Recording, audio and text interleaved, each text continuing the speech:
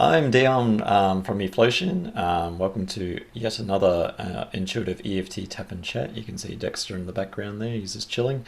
We're going to be doing an EFT Tap and Chat, an intuitive EFT Tap and Chat on ego and all the different aspects and probably how that can probably get in the way of a recovery journey or a recovery of self journey, and probably things to look out for as well when looking at something as I guess fundamental as an ego. So with all EFT tap and chats, as I do my little basically intuitive chat, I tend to tap, and you can tap along if you choose. On the side of the palm there are meridian points there that you can tap, and anything that I guess hits a nerve or anything that is emotionally upsetting, this can actually help release that as well. It's a way of just reducing anything that might be in the body. After I've done the intuitive chat, we'll go into a round of EFT. And that is the part that this is actually quite a big topic to actually cover. So I will do my best, and I'm really trying to figure out what to actually put in the actual tapping session sort of thing. So I guess the ego, and there are many different ways to look at ego. Now, ego can be said as a slander. It can also be, you can also identify it as your sense of self, your ego, your identification, your id, your what makes you sort of thing, all those parts. Normally, probably when we encounter ego, it's like, oh, that guy's got a big ego sort of thing. That is sort of, that sort of more of a slanderous sense of the ego sense sort of thing. And rather than focus on just one aspect of it, I think to understand something is to get a bit of I'm basically going to say the same thing, understanding of something, so we can actually look at whether we're saying it from a slanderous sense or in the sense of what is actually the ego. Now, the ego, when you look at it, when I did the Soma breath training, we actually have a lot of stuff about ego in there. There's parts of the brain that's called your default mode network, and the parts that when you're not engaged in doing something, it goes on default and can be shown to be part of your what they're linking to your scientifically linking to your ego, and an ego is also because it's your identity, I guess, looking at it from who you are. So who you are tends to be a collection of experiences and a collection of emotions and a collection of how you would navigate the world based on your upbringing, and basically how you'd react and respond to different situations tends to make up your sense of self. It's like your collection. It's like the title for the collection of you, basically, of all your past experiences, who you are, and how you function as a person.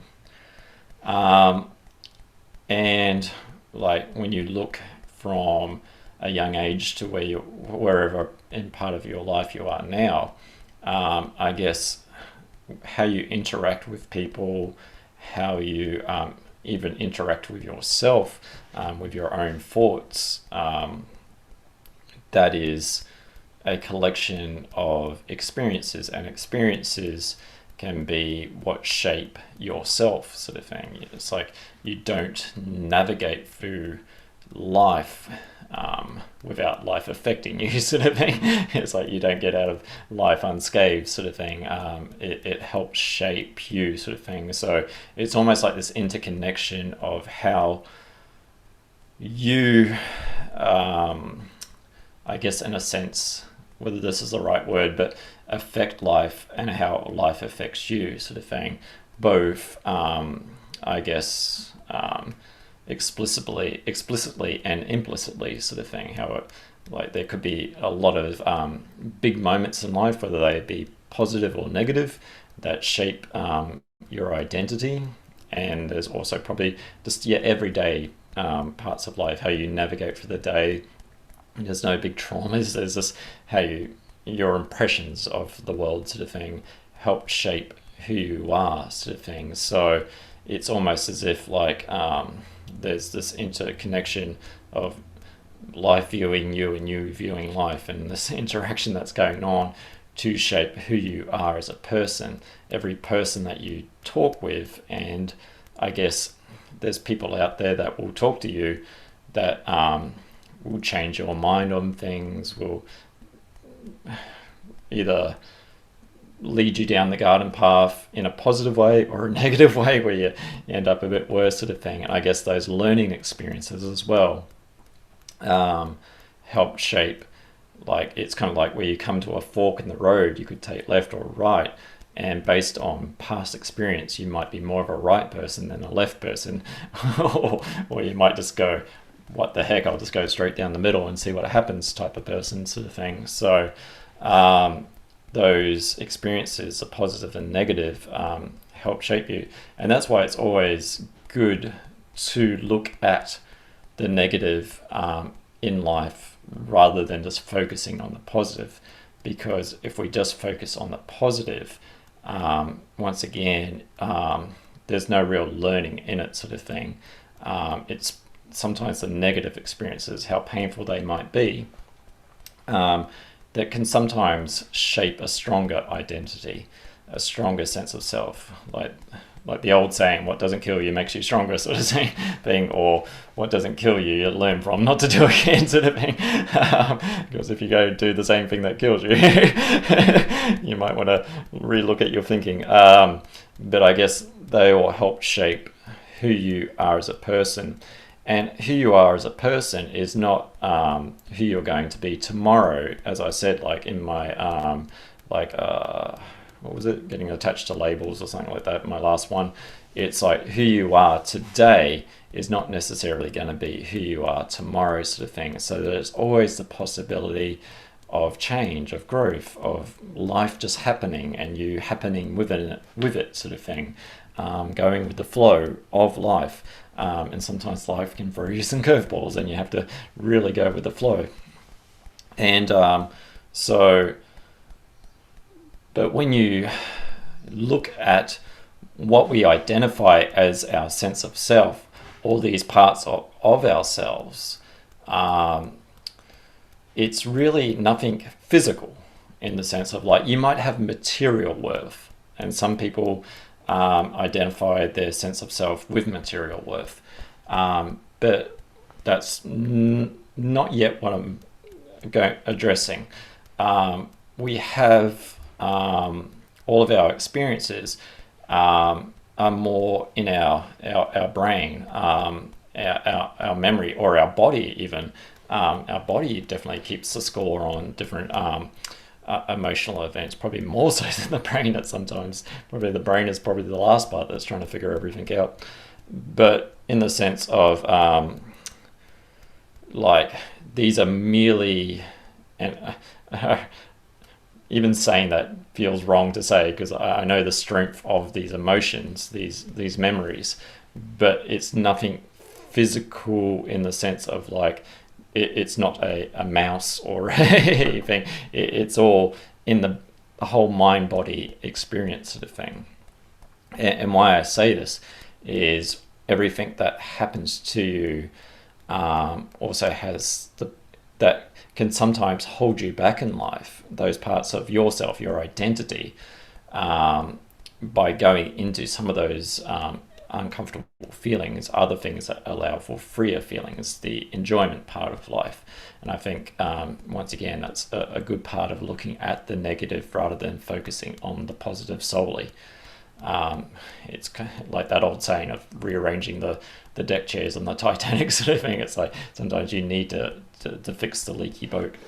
So with all these identity things, we can get confused. Like even like our identity cannot probably be our true identity, and that can actually be a painful experience to go through in life. It's not our true selves. It's a part of ourselves that is almost like a survival mechanism. It's like what we need to actually get through in life, sort of thing. It's like, it's almost like a punishment to get through in life, sort of thing. But it's not actually our true selves. It's not, and I'm not talking on a spiritual sense of like, we're all love and all that. But what I'm saying is like we might be doing things that actually aren't our true selves. We're performing to people or to positions or to a financial status that isn't actually our true selves, and it's slowly and surely hurting us. And that because it's kind of like it's kind of like if you were to constantly turn up and get an electric shock each day, sort of thing. It's like you don't look forward to the experience, sort of thing, but you're doing it because other people are doing it, so therefore you have to go do the same thing. So it's almost like where you would rather go play in the water or on the beach or in the forest or whatever, sort of thing, or do something that you actually enjoy. And sometimes carrying almost like a mask, because when you look at person, it's kind of like a persona, a personification of something that you are not, a mask that we all carry around. And definitely of all this time that we've just been going through of 2020, we all know the experience of carrying a mask. That it's quite suffocating to actually wear one sometimes, and it's always freeing to take off that mask at the end of the day. And in the same respect, the false sense of self, the false sense that we're having to, and if you look at a persona, what it was back in the day, what they would wear back in the personification, they would wear a mask, and there would be a mouth opening that would actually personify their voice. So it was literally a mask used back in plays and all that. So it's almost like you're performing an illusion that is not quite your reality. You're acting a role that is hurting you, and sometimes freeing yourself of these false identifications in life is what actually gives you, well, life. It gives you freedom to live. But it can be painful to unmask oneself. It can be painful to look in almost like a mirror and see the parts that we don't want to see and judge ourselves on that. But once again, if everything is a collection of experiences that are kept in the body and the mind, it's almost as if, like somewhere along the way, it's almost like a learnt experience, a learnt response to something. I don't like looking at those things that actually hurt in the mirror. I don't like my nose. I don't like, I could have more hairs, all these sorts of things, or all those deep shames and deep sense of guilt that lie behind the eyes, sort of thing. Those are the parts that are the heavy mask, and sometimes that whole mask can be like a whole body of armor, sort of thing, that keeps us encased. It's like performing like a play where it's like a knight fighting a constant battle, sort of thing, on the battlefields, encased in armor. Now, that performing, I think, is probably a key thing in ego, is one of the things that performing through life, and where you look at memories, if they're not physical things, it's almost like kind of like a, what would be the word? it's intangible. It's like an illusion sort of thing. It's an illusion that definitely carries weight, because like the memories feel very vivid and real, but it's not an actual physical thing. We may hold tangible like photos and stuff like that carry the memory, but it's not the photo that did the damage sort of thing, or the photo, it's just a memory of something, or not so much damage but emotional weight to it sort of thing, but it's not a real type of tangible type thing. So it's somewhat of, because it's not a physical thing, and even though it feels physical and it affects us physically, it's a an energy. Plain and simple. It's an energy that is affecting us. It's like a negative energy. And the reason I say that is, like, think of it in terms of like, I just got up in the morning, I'm so low in energy, or that thing that affected me, I'm just so exhausted after it sort of thing. You get tired, it's like the performance gets a bit labored. And it's like, sometimes to perform, like say if you were having to continually turn up to a role, a job, or a set of friends who were all probably carrying the same set of illusions in their life, it can actually be quite taxing on the body and the mind to carry on the show, basically. So sometimes freeing ourselves and looking inward, honestly inward as well, because that's the thing the ego likes to do, is trick us sort of thing. Because, and it's not so much this title that has like an actual physical thing, it's all of our set of experiences that are saying, let's not do that sort of thing. Like, for example, when I was doing the Wim Hof method for like when I was lying in bed in the morning sort of thing, it's like I knew I had to get up and do all the breathing, go into the shower and all that, but there was that part of my brain going, no, just lie in bed sort of thing, it's comfortable, this is where you're comfortable. And sure enough, there was the mornings where I listened to that part of myself, that part of the experience that said it's comfortable, lie in bed. Probably come afternoon, I was deep in pain. I was like physically wrecked sort of thing. And there was that other part of my brain going, well, maybe you should have gone. It's like sometimes I've learnt that along the way, that it's comfortable to stay in discomfort, which is completely contrary to actually having no pain. Now, there's also the other element where I'm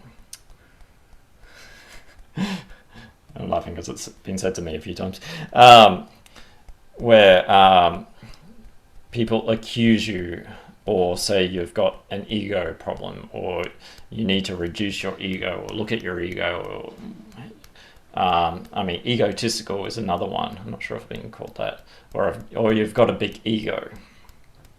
Now, there's definitely two ways to look at that. One is a quite honest way of looking at it, and the other way is still honest, but probably a way of taking the heat off, I guess. So in parts where people do say, hey, you've got an ego issue, or you need to fix your ego, or look at your ego and all that, there are times where that is actually a good thing, in the sense of it's addressing an issue where, like say if I was going out and big noting myself and like saying that I was more than I was sort of thing, or if you've come across people that say like are just really full of themselves, but kind of like a fake fool sort of thing. You might say, well, that person's egotistical, or you might say to me, it's like, oh, Dion's being very egotistical today, he's so full of himself sort of thing. And sometimes that is actually a way of addressing or even identifying whether you address it with the person. I'm not sure, I've never really done that, but I guess it's sort of looking at something that is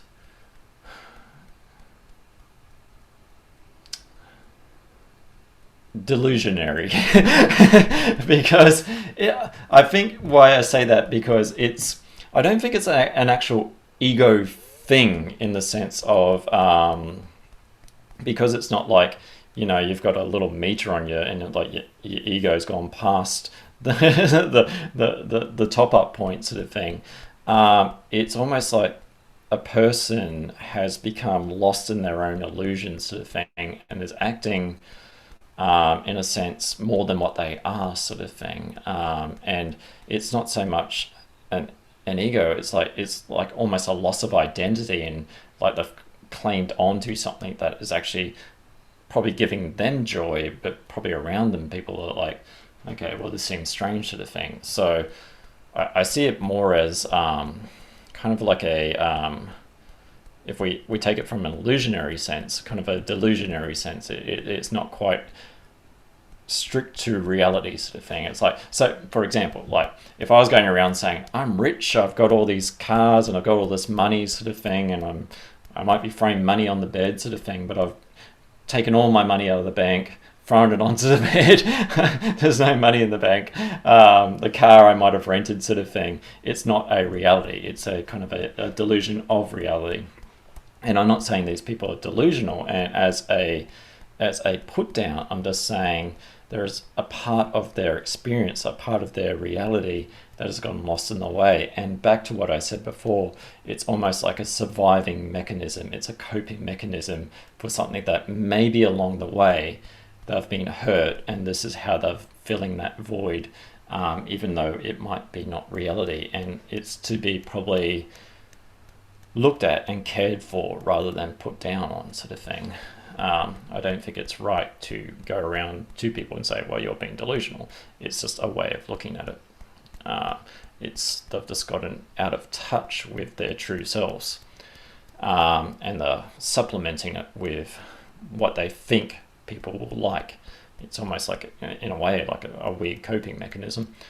And then there's also the sense of like, so where I was saying, like, sometimes if you can address this without judgment or with care, and sometimes a person might not want to hear it, because once again, you're trying to address something where you're saying, look at this not nice stuff in the mirror. It's like, it's not nice. So it can be a very slow process. EFT is one of these good things that does help peel back those layers very slowly or very quickly, depending on the person, to help address some of these issues sort of thing. Because everyone, once again, is like starts from zero sort of thing, and as babies, and life just happens to it, and they respond to life. There's also the sense of where the ego, like you're being egotistical or you've got an ego problem, and that is said, but I don't think it's actually quite understood what is being actually accused of a thing. So it's kind of like that statement or an insult almost, without the actual understanding. It's like saying I'm depressed, but I could be just feeling sad sort of thing. It's like, I mean, if you're depressed, then it's going to be a long process of actually being quite flat and low in mood. You're probably just tired. So it becomes like a word, a label to put on someone without actually the meaning of it. So what I mean by this, and I'll go once again into metaphor, is if there was a car manufacturer and that made all different types of cars, all slightly different, but they're all cars at the end of the day. They all function as cars, but every single one of them has a slightly different function, but they're all the color blue. And I said to you, go out there and find get me the blue car with the issue sort of thing. And you might go out and go, they're all blue. But which one's got the issue?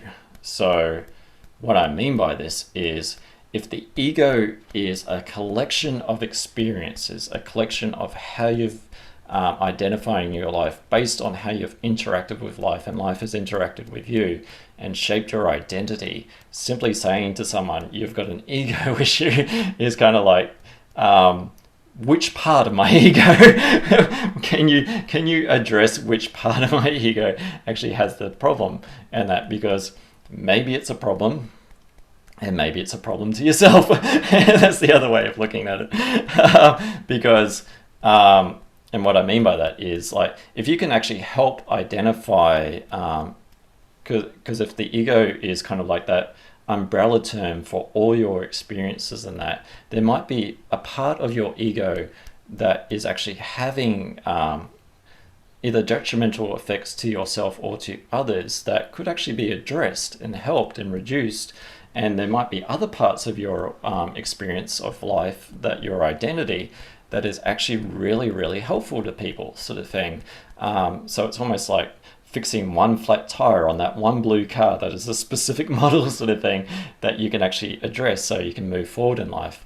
But if you just say it's an ego issue, it's like, what part of my ego?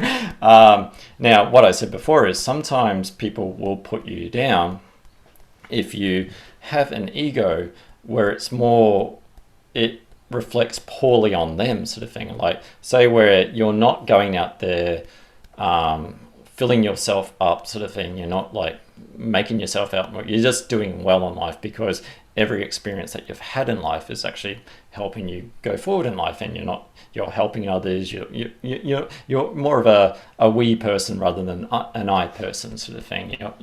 You're not really going out there trying to put people down. You're just helping. But then there's always that person, and I think there's always going to be a positive to a negative, or a negative to a positive, where they'll say, well, that person, they had all this sort of thing, or they'll create reasons or excuses because it reflects poorly on them. And going back to the mirror metaphor or analogy, is like sometimes you're I'm struggling to say this mainly because of an ego thing. Like, your greatness, it feels weird saying that, your greatness like might reflect poorly on someone that might be trying to achieve the same thing, sort of thing. So it's almost like a poor reflection on them.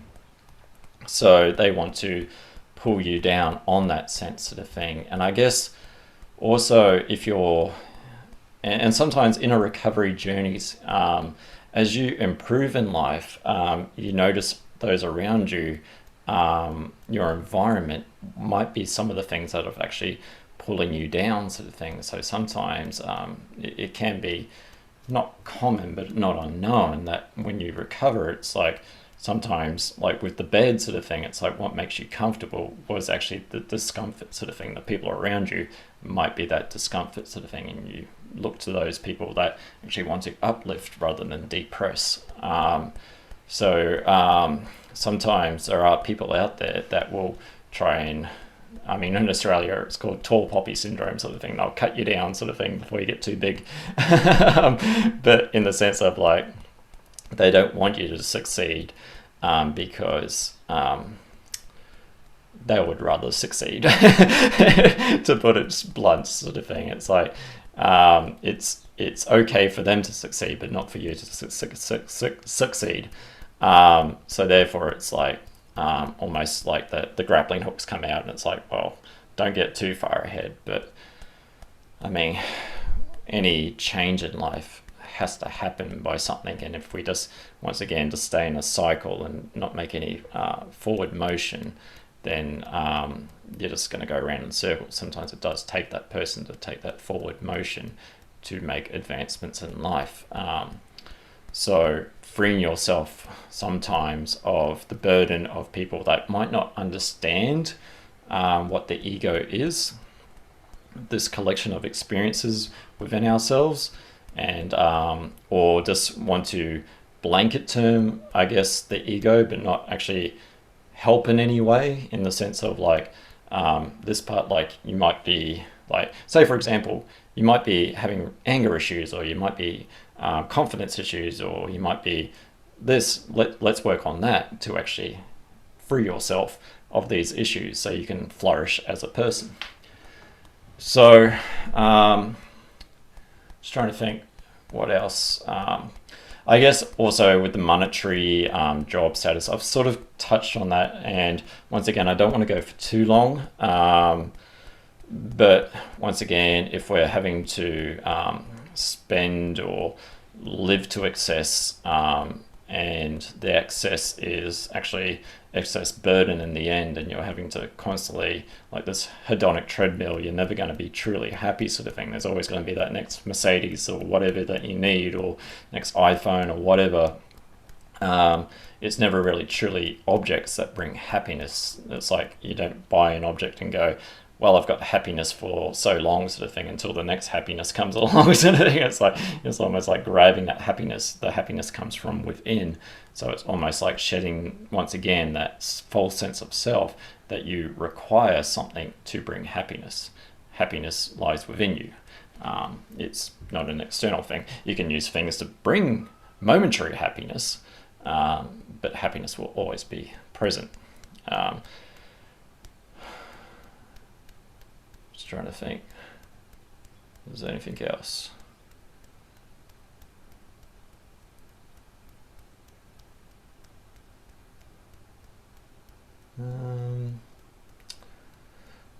Oh yeah, and in the sense of addressing, like, one of the things that people might look at is like having an ego death, or a death of ego. I was wondering if I've got any knowledge that I can actually confidently talk about. I guess in the sense of what is a death of ego? I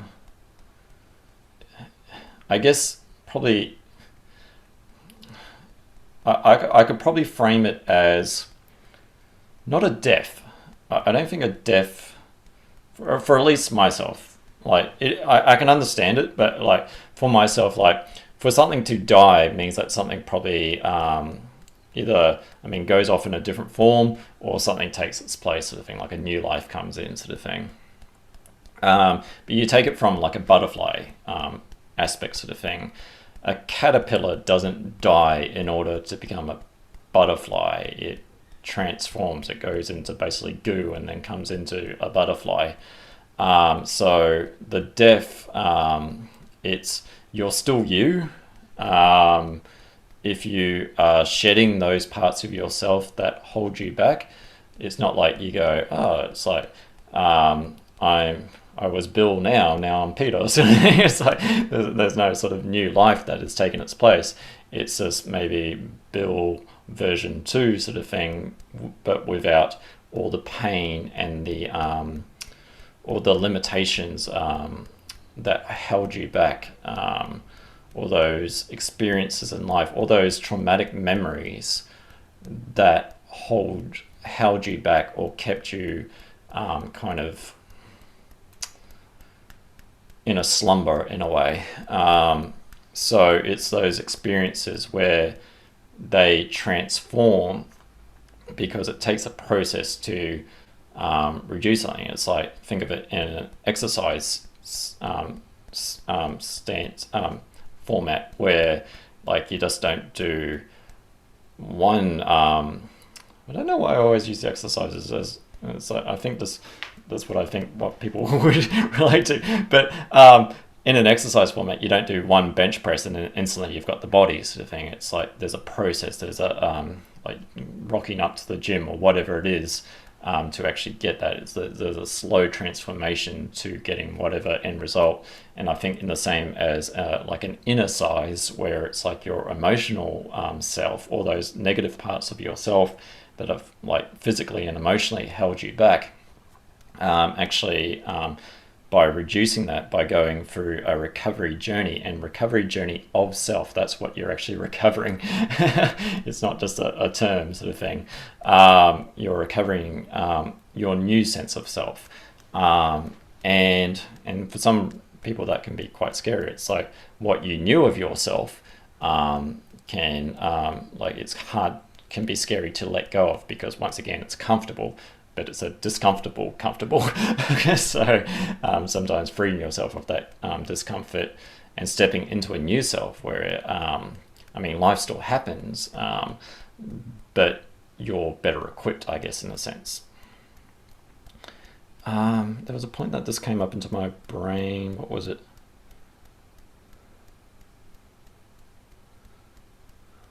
Oh, it's a good point too.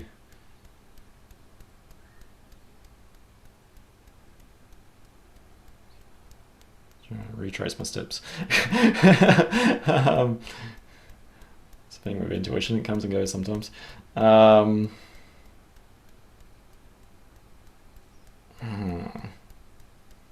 a good point. Maybe if I forget about it, it'll come to me.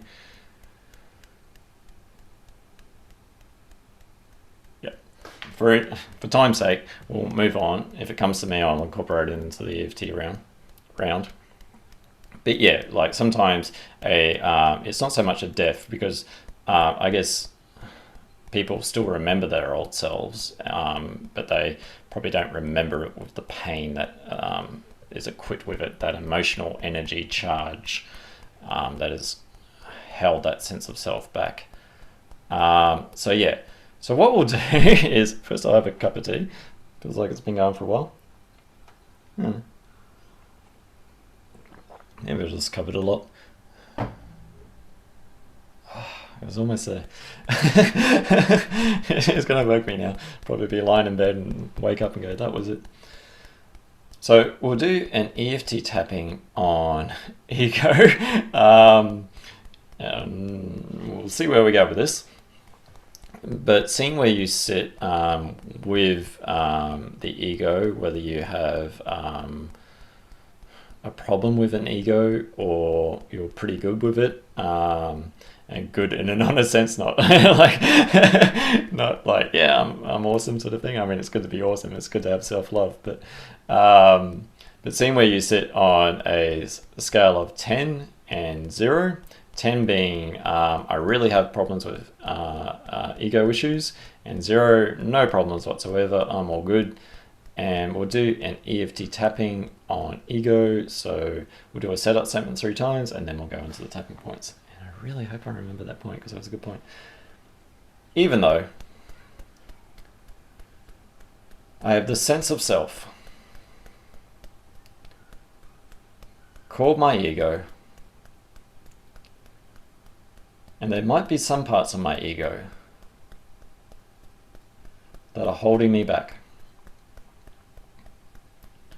I deeply and completely love, honor, and accept myself. Even though I get accused of having an ego, even though we all have an ego, yet somehow mine is wrong, I deeply and completely love, honor, accept myself. Even though I might have a big ego, and I don't know what people are talking about when they say I have this big ego, because I'm really awesome. And I might tell myself that. I deeply and completely love, honor, and accept myself. All this ego. I have an ego. This egoic self. The sense of I.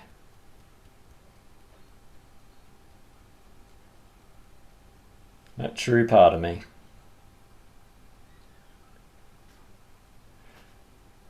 That is deep down inside.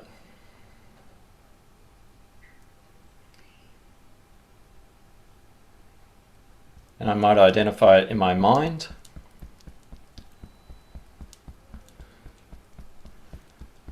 as my sense of self. All this ego. All these experiences. These experiences that make up myself.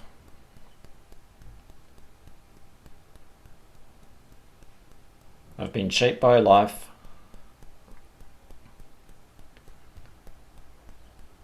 And I've influenced life through my experiences. People interact with me. I interact with them. based on all the experiences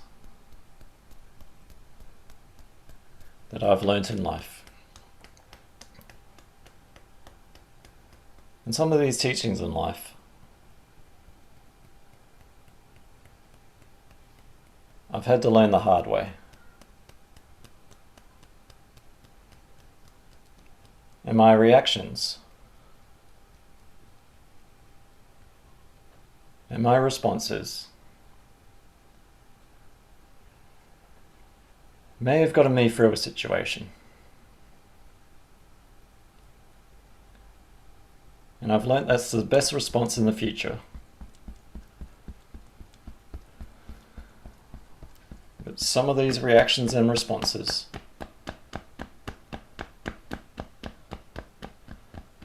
worked for one particular situation.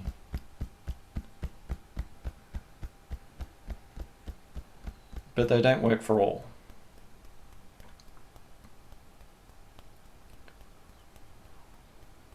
So when I encounter a completely different person and use the same experience, the same reaction and response, I might get a response of, hey, you've got an ego issue. And I might get angry. And I might just completely dismiss them. Because what worked once is sure to work again. And maybe, just maybe, I just got a bit stuck.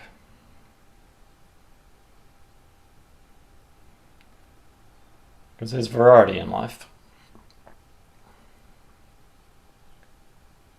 By giving the same reaction and response might give people the wrong impression of me.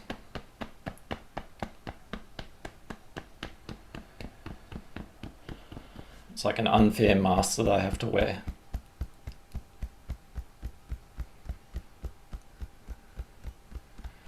And I might be performing a role,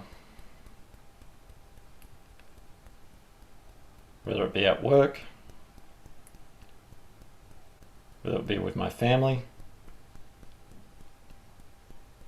whether it be with my friends, or whomever I encounter in life. I'm performing a role. I'm an actor in a part that truly wasn't me. That truly wasn't my identity.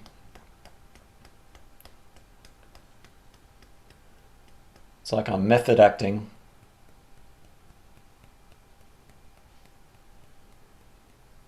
and I've forgotten how to drop the role. And I've lost my identity along the way. And it can be painful. Doing something I'm not made for. Performing the same role. The same phony lines. And it gets exhausting. And I might get burnt out. Burnt out performing a role I wasn't made for.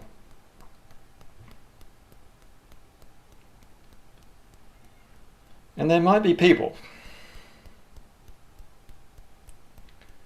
who are saying to me, "You've got an ego issue."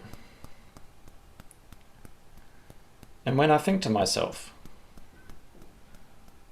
what did I do to them? Maybe my existence. Maybe the questions I ask. Maybe how I perform my authentic self reflects poorly on them.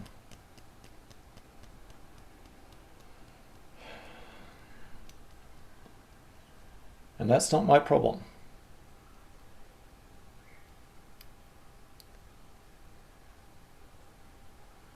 But I don't respond with hate.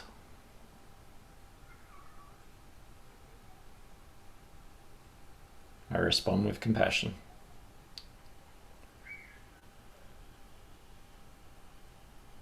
Because they're a collection of experiences.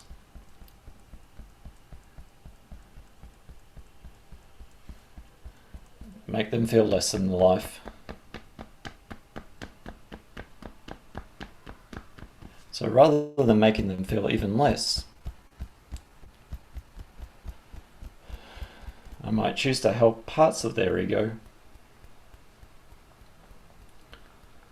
or I could just focus my energy somewhere else.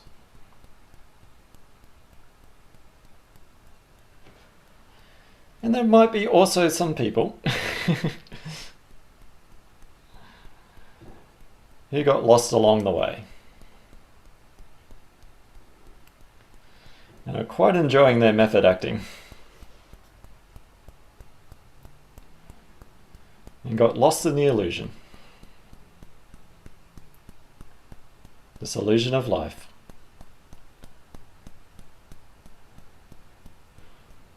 And are being more than what they are.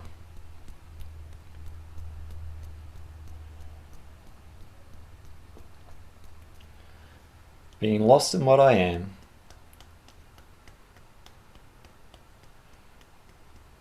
just means that I can be found again.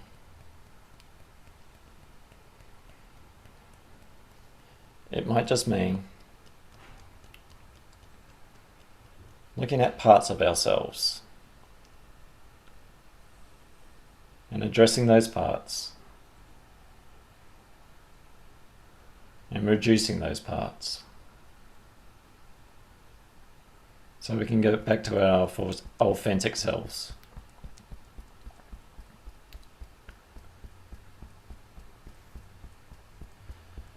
Keep from filling yourself up, else you might tip off your scales. I'm bringing myself back into balance. I don't want to unbalance myself. Just be my authentic self.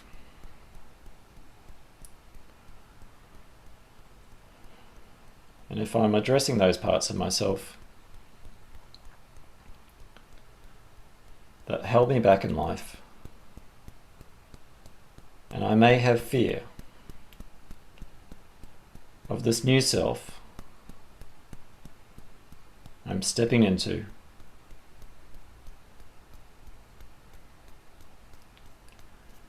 it's okay to have this fear. It's healthy to have this fear. And it's okay to let go.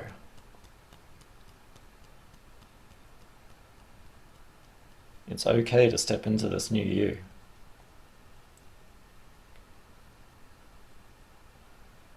It's okay to become your new self.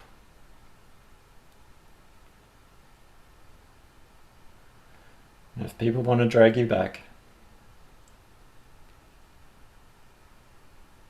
and keep you where you are,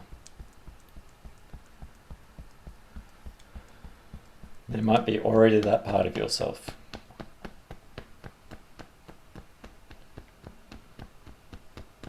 that knows what goodness is,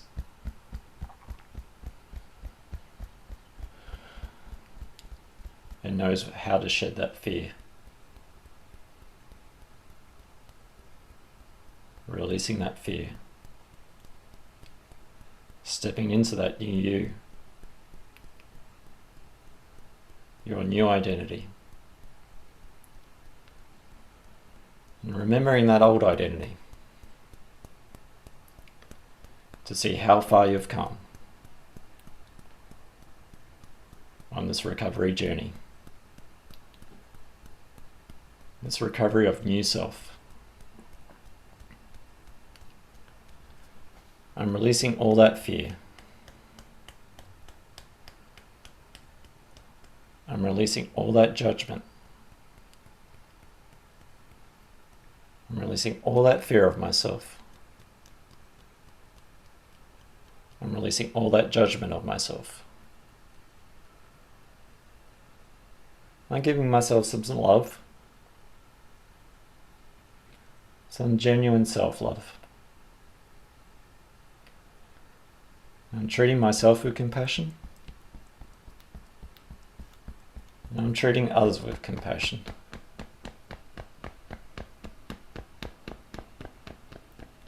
I'm releasing this fear. I'm releasing any anger at myself. I'm just doing the best that I can with the memories and experiences that I have.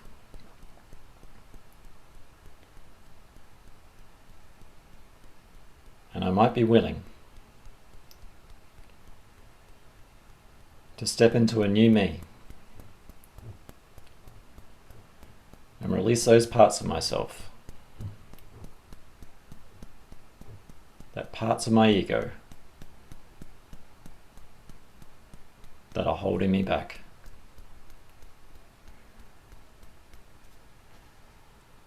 Releasing these parts of all my ego in body, mind, and spirit. Taking a deep breath in. You saw me go like this halfway through, checking in to see where you are with that, your sense of self, whether that helped shift different perspectives of what an ego is. What I was about to say was, when I went like this, I actually remembered what it was.